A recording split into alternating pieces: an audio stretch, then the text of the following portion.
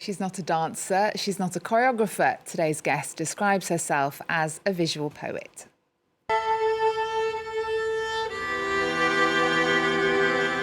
Born in California, Carolyn Carlson became the reference for modern dance in France in the 70s.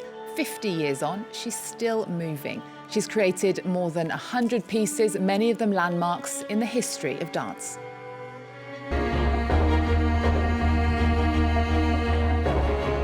With 2 touring dance shows, 2 exhibitions, masterclasses, poetry events, a book, and featuring in documentaries. At 80, she has more projects going on than I can even list. Welcome to the show, Carolyn Carlson. It's a pleasure to have you. Yes. Thank you so much. Now, you have been dancing professionally for more than 60 years. Yes. You turned 80 this year. You are so busy. What's your secret? Love. I mean, I have a love for what I do and a passion for the arts. And you are still performing. You're not just sort of choreographing. You were at the Scène Musicale in Paris with the French singer Arthur H. in October. I read that the average age for dancers to retire is 40, but you don't believe in that. Absolutely not. The last work I did, Crossroads to Synchronicity, Théâtre Libre, the dancers are in their late 40s. They know my work, but also they're poets. And with age, they have a wisdom. You know, it's not young, okay, see me, what am I, you know, my face or whatever. But they work from the inside. Well, you were born in California. You did your first dance training in the US, but you spent a lot of time here in Europe, especially here in France. Yes. The Paris Opera was so wowed by you in the 70s. You became its very first star choreographer. I want to talk about that in a moment. But here you are in 1975 in an interview at the Paris Opera talking about having a sort of vision when you'd been touring with the New York Alwyn Nicolai Dance Company about coming to Paris. Oh, it's very strange. When I was touring here in 1968 with Nicolai, I had a premonition walking down the street one day that I was going to come back here, that this was the place to begin. And it's very strange. I didn't think before, but in 68, I had that premonition that I would be here. What do you think when you see that? But it's still true. It's still true. It's amazing because when I came to France, I knew I would be back. And that's unexplainable, but... and I'm not a voyant, but I knew that was it. Well, you taught for 5 years at the Paris Opera. You rewrote the rule book, really, at the institution. What are the biggest changes you made, do you think? I think the public. The grace of Rolf Lieberman, who invited me. I mean, in the beginning, there were boos and bravos. They just, Bordel, go home, go home. And slowly we built a public, and they realized after 4 years that something was happening on a different level. And, but it was interesting. I remember there were huge boos when I did a duet with Laurie Exon. Lieberman came running backstage. He says, darling, keep them booing. It's fantastic. So he was a man who took a great risk. And I'm also a risk taker. Well, you have 2 creations touring at the moment. The first one is called Crossroads to Synchronicity at the Théâtre Libre. It's a revival piece of something you created 10 years ago. We'll talk about it in a second, but let's take a look.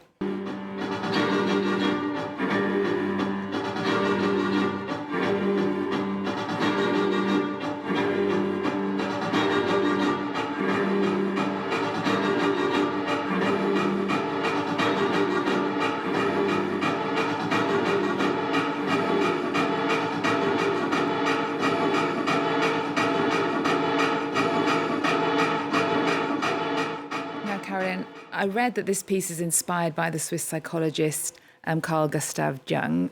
You are 6 dancers to put into motion significant events in their lives.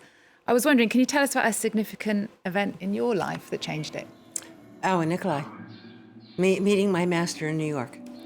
I was at the University of Utah studying theater and dance and philosophy, poetry.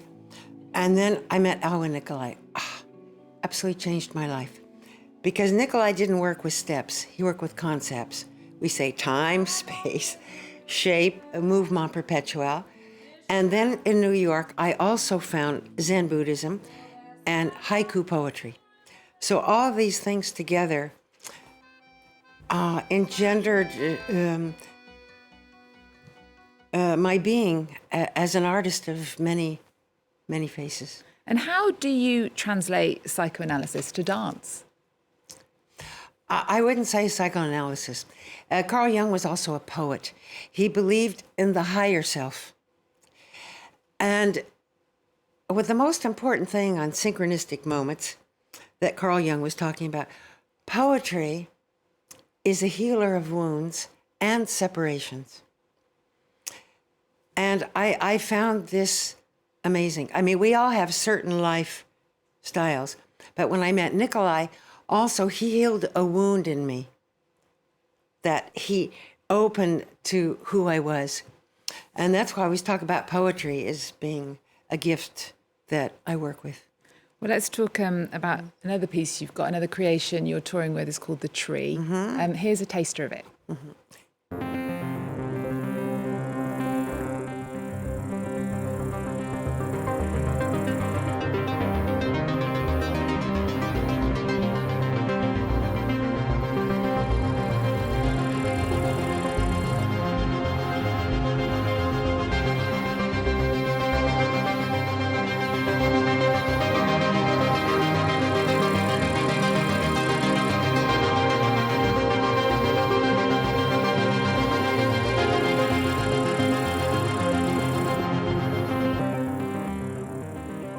So your son composed the music for that piece, and with the climate crisis being at the centre of much of our conversations, the title "The Tree" sounds very topical. Is it? Yes, absolutely. The tree of life. And interesting, the idea of the tree, it comes from the earth and it goes upwards to the sun, the sky.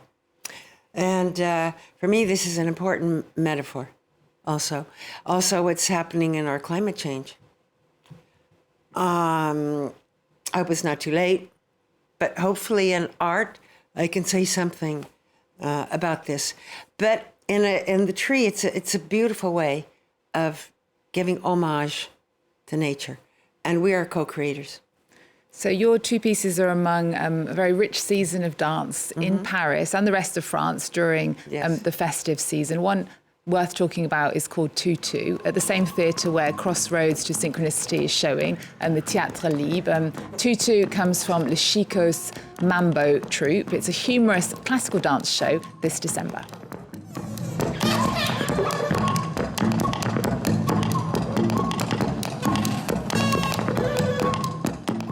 Carolyn, your busy schedule, do you get a chance to see other dance shows? Occasionally, yes. But at this time, performing, no.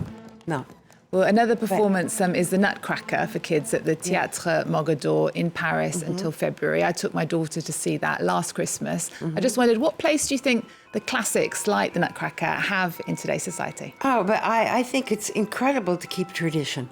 You have your Swan Lake, Nutcrackers, and still the heritage of classical ballet. Actually, I studied classical in San Francisco when I was younger, but it's still an incredible technique and great choreography and wonderfully entertaining, especially Nutcracker. Well, when I came out, all my daughter wanted to buy was a tutu. Yes, That's what came out. Well, there's also a delightful-looking dance festival in Cannes, in the south of France.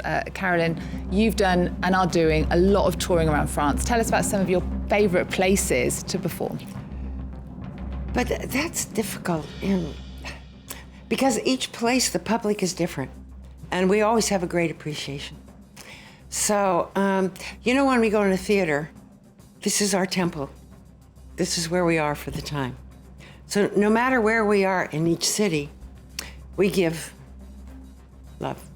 Do you have a favourite French city then? Because you must have seen a lot of France at this point. Favorite French city? Because you live here in Paris, don't you? Yes. Well, of course, Paris. But, I love Lille. Lille in the north of France. I was the directress of the Centre Choregraphique, and Roubaix for 13 years. And I just love the people. You know, they especially Roubaix, they were fringe, but Leo has so much cultural heritage. The people are very kind. Okay. But I can't say this because everywhere I go, people are very kind to you. Yes. I'm sure they are, and I'm sure they appreciate your work. Well, we always end our shows with our guests' cultural pick of the moment. Mm-hmm. Tell us, I know you're dying to, what you have chosen. A cultural pick. Oh, yesterday I went to the Fondation Vuitton and saw the tableaus of Mark Rothko. Ah la la. Actually, I have done a book on his work of a poetry and a solo afterwards. But seeing the real thing, all his tableaus, extraordinary. You're before a genius, a masterpiece. There's no time. You're open. Talk about meditation. There's no thoughts. You are here in the moment as it is. Thank you, Mark Rothko. Okay, well, I can't wait to see it. We're going to leave you with a taster then of Mark Rothko, the exhibition at the Louis Vuitton Foundation, which is on until April. Carolyn Carlson's shows The Tree and Crossroads to Synchronicity are showing in France now. The Tree will be back in Paris, especially next October at the Théâtre des Champs-Élysées. Carolyn, thank you so much for being here with us. It's been a pleasure. Thank you very much for having me. And thank you guys at home for watching. We'll see you next time.